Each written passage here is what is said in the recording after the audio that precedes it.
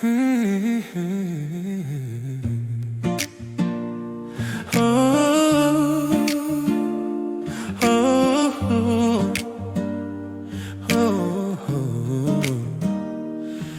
noaptea rece, sub cerul luminat, s-a născut Mesia, dar lumea n-a aflat.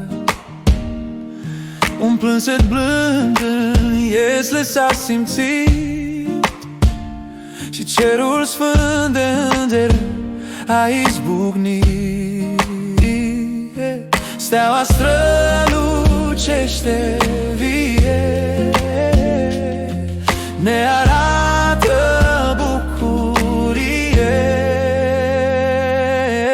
S-a născut Iisus, lumina din cer, darul lui Dumnezeu pe pământul stinge. Pace și speranță se revarsă iar, căci în este sfântă vine Salvatorul. Păstorii vin să-L vadă tremurând, pe regele promis din veac, acum venim pe pământ.